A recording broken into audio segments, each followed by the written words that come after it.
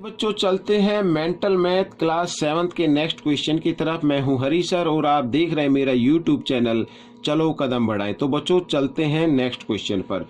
यहां पर बच्चों हम करने वाले हैं अब हम क्वेश्चन नंबर 29। देखिए क्या लिखा है। A square carpet of side 10 metre is laid on a rectangular floor that dimension 12 metre into 10 metre. Find the area of floor which is not carpeted. ठीक है, तो देखो बिल्कुल इजी है। 10 मीटर साइड का एक स्क्वायर टाइप का carpet है जिसको रेक्टेंगुलर फ्लोर पर उसको बिछा दिया गया है जिसकी डिमेंशन है 12 बाई 10। ठीक है बच्चों, और जो एरिया उससे कवर नहीं हुआ है, ठीक है, कारपेट से, वो एरिया में फाइंड आउट करना है। आइए करना शुरू करते हैं। देखिए बच्चों यहाँ पर मैं थोड़ा सा आपको बताना चाहूँगा, इस पेज पर मैं आपको बता देता हूं। यहाँ पर देखिए, अब मान लीजिए ये हमारा फ्लोर है, ठीक है, ये क्या है, फ्लोर है ये। तो मान लीजिए ए बी सी डी ये एक फ्लोर हो गया और इस पे 10 मीटर साइड का, ठीक है, जिसकी यहाँ पे मैं साइड लिख लेता हूँ। साइड इसमें गिवन है 12 इंटू 10, तो ये 12 मीटर और ये 10 मीटर। तो इस पे कारपेट क्या किया है, बिछा दिया गया है।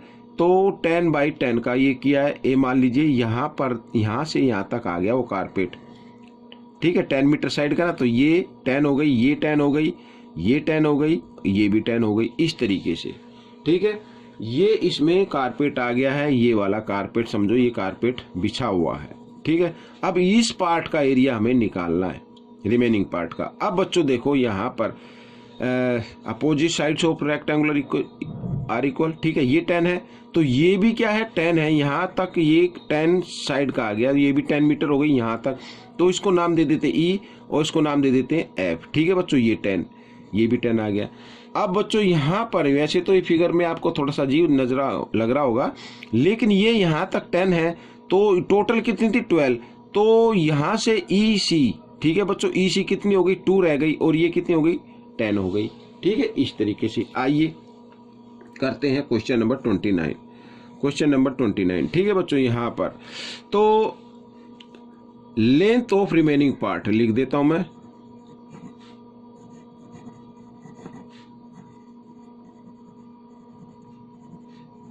रिमेनिंग फ्लोर लिख देते हैं बच्चों।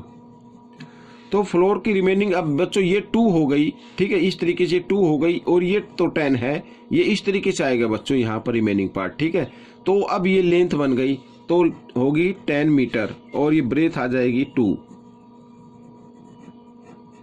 Breath of remaining floor. तो ये आ गई बच्चों 2 मीटर। ठीक है, एरिया, क्योंकि ये भी रेक्टेंगुलर टाइप है, एरिया ऑफ रिमेनिंग फ्लोर यहां पर। तो हो गया बच्चों लेंथ इनटू ब्रेथ, ये मीन्स 10 टू जा 20 मीटर स्क्वायर। ये 20 मीटर स्क्वायर एरिया ऐसा है जो कवर नहीं किया गया है कारपेट से। ठीक है बच्चों, तो ये क्वेश्चन आपका सोल्व हो गया, समझ में आ गया। एक बार फिर मैं आपको बताता हूँ। देखो बच्चों, ये थी सीडी जो थी, ये 12 थी, 12 में से 10 मीटर तो कवर हो चुकी है, तो बाकी 2 ही तो बचेगी ना यहाँ पर। तो इस तरीके से ये 2 मीटर बच गई और ये 10 मीटर बच गई।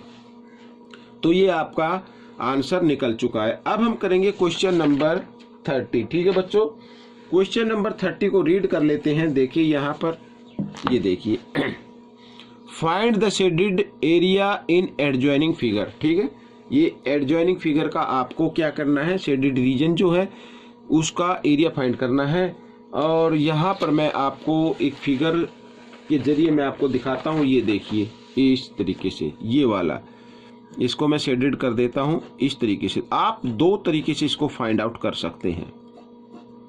ठीक है, 2 तरीके से आप इसको फाइंड आउट कर सकते हैं।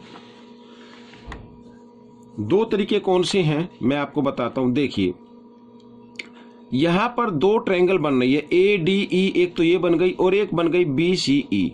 या तो आप ए डी ई का एरिया निकालें, ठीक है, और उसको 2 से मल्टीप्लाई कर दे तो BCE का एरिया आ जाएगा कि दोनों ट्रायंगल क्या इक्वल हैं। ठीक है, ये 6 सेंटीमीटर है, टोटल कितनी है बच्चों 12, ये 6 है तो ये भी 6 रहेगी यहाँ पर। ठीक है, इस तरीके से तो 1/2 बेस इंटू हाइट से निकाल सकते हो। और ये BC अगर 6 है तो AD भी क्या होगी 6 सेंटीमीटर होगी। तो इस तरीके से आप निकाल सकते हो। ठीक है, या दूसरा तरीका क्या है, दूसरा तरीका ये है बच्चों कि हम ABCD का एरिया निकालें और उसमें ये जो ट्रायंगल है ना, ट्रायंगल AEB, ठीक है, इसका एरिया माइनस कर दे तो एरिया ऑफ शेडेड रीजन आ जाएगा। ठीक है, मैं क्या करने वाला हूं, मैं पहले ABCD का एरिया निकालूंगा। ठीक है, आइए निकाल लेते हैं। लेंथ ऑफ AB मैं लेट कर लेता हूं, बट पहले let ABCD is a rectangle. ठीक है, इन विच, तो यह सीधी लेंथ लिख देते, लेंथ इक्वल है 12 सेंटीमीटर और ब्रेथ है बच्चों 6 सेंटीमीटर। ठीक है, तो एरिया क्या होगा, यहां पर मैं एरिया निकाल लेता हूं। एरिया होता है बच्चों लेंथ इंटू ब्रेथ, तो 12 6 जा 72, तो 72 सेंटीमीटर स्क्वायर ये एरिया आ गया रेक्टेंगल का। अब हम एरिया निकालेंगे ट्रायंगल का। ठीक है, एरिया ऑफ ट्रायंगल AEB।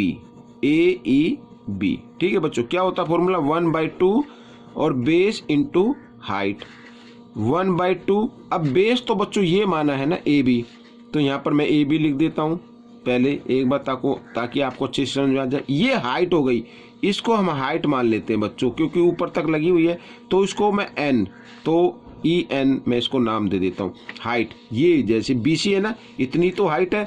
तो आइए करते हैं, तो 1/2 AB है बच्चों 12 और EN है हमारी 6, तो 2 से 2 1 जा 2, 2 6 जा 12, तो 6 6 जा आ गया, यहाँ पर क्या आ गया 36 सेंटीमीटर स्क्वायर। तो अब क्या निकालना, एरिया ऑफ शेडेड रीजन। तो यहाँ पर मैं लिख देता हूँ एरिया ऑफ शेडेड रीजन।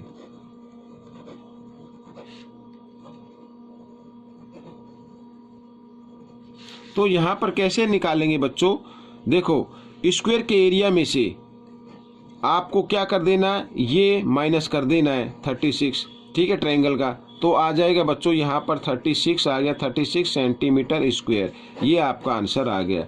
तो बच्चों ये क्वेश्चन सोल्व हो गया है। आपको ये क्वेश्चन कैसा लगा मुझे कमेंट्स में जरूर लिखना और इसमें से सीख कर दूसरों को जरूर सिखाना। मिलते अगले पार्ट में, तब तक के लिए धन्यवाद।